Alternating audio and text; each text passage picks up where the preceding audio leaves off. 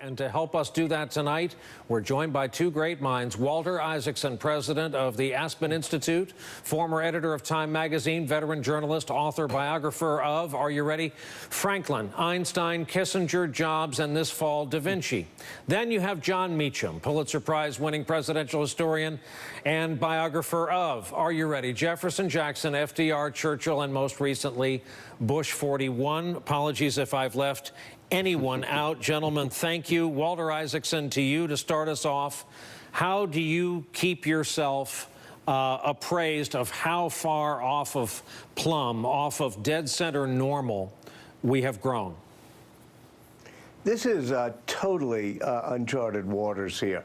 Every single day, something is coming along, and I almost find it puzzling that there's not more of a rebellion in Washington, especially among Republicans who are going to be judged by history by how they handled this situation. We can look at how Eisenhower was judged very well by history, by his handling of Joe McCarthy in that period, and yet, somehow or another, it's almost like the frog in the boiling water.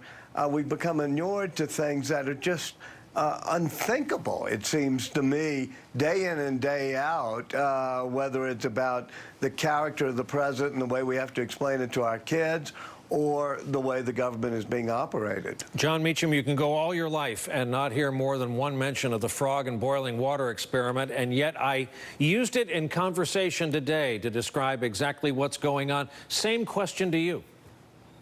Well, that's the New Orleans, New Jersey axis. There you go. LBJ once said that the presidency makes any man, however small, bigger, and no man big enough to meet all of its demands. And I think the truth of that remark is quite resonant right now. If you look at the tweeting and I mean, even to say it's beneath the dignity of the office is kind of an insult at this point to the phrase "beneath the dignity of the office." But the other issues you raised, the travel ban, which the court is going to review again in the fall, the health care bill, which they've had 7 years now to plan how to repeal and replace, and obviously Senator McConnell took the better part of wisdom and sent everybody home. I think, to me, one of the things that the Republicans, and Walter mentioned this, and whether they're thinking about how history will judge them, I don't think they are, and I think that's probably a mistake on their part. My own sense is that what's going on right now in the Republican Party is that the elected officials, many senators that all of us like and respect in particular, simply don't understand what's happening at the base. They don't know how many of these Trump voters are really going to be there in Republican primaries and general elections. Do they need to stay on the right side of those voters? I remember talking to a governor of a southern state right after the Republican primary in 2016 who said that he'd looked at precincts where in previous cycles they'd had 100, 110 Republican voters in a presidential primary. They were having 600, 700 to come out to vote for Trump. And I think the fear of those folks is what's keeping a lot of Republicans silent.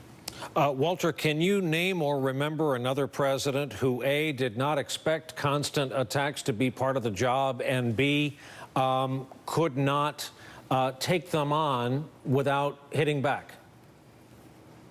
No, I mean, it's not just his inability to stand the heat of the job, it's sort of an inability to focus. And to comment on what, Jon said, very wise, but at a certain point, I think you quit doing the political calculus. You quit saying, okay, maybe this base voters will do this, that, or the other. And you say, wait, this isn't right. I got to stand up. I'd throw it to Jon, even whether members of the Bush family, who we know so well, at a certain point just have to say, I'm not going to worry about the political calculus here. I'm just going to say this has got to end. We're going to just pause our conversation, fit in a break. We're going to come back and more with Walter Isaacson, Jon Meacham when the 11th hour continues.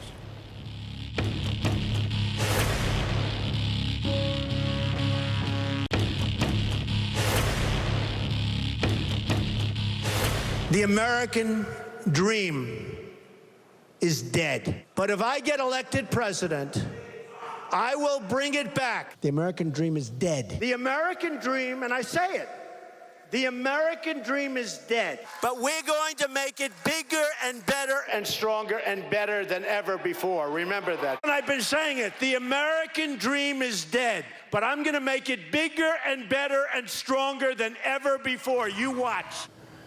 Start to hear the American dream is dead. We're not used to hearing that from the president. And another first, no other presidential candidate ever released a campaign book called Crippled America. And yet, as Trump surrogates were pointing out on cable relentlessly again tonight, 306 electoral votes later, his title is Mr. President. I also want to show you the front page of tomorrow's New York Daily News, which they have distributed tonight. The paper has their own editorial viewpoint, but you see there how they've summed up what we all witnessed today. Walter Isaacson, Jon Meacham remain with us. John, I keep thinking of presidents who have exhorted, presidents for whom that has been their fallback. That's all they know how to do. Cheered us on, urged us to accomplish great things, and never had a dark view of America. Yeah, Henry Adams once said that a president has a course to steer and a port to seek, and you want a president who thinks big and thinks brightly. Jefferson was a master of talking about how the sun of progress was going to go over the continent, and no one knew when it would ever set. President Reagan improved on Jesus. When he talked about a shining city on a hill, in the Sermon on the Mount, it was just a city on a hill. But Reagan's visual imagination made that even more vivid. So Walter used a good phrase a moment ago. It's uncharted waters. It's an odd and disconcerting moment, to say the least. My own hope is that when we look back on this, it will simply have been a waste of America's time and not the beginning of a serious cataclysm. Well, you put it that way, it sounds a little dark. Walter, you're out there at the Aspen Institute in this annual gathering of the smartest and most talented people on the planet, including but not limited to several of my friends and colleagues from here.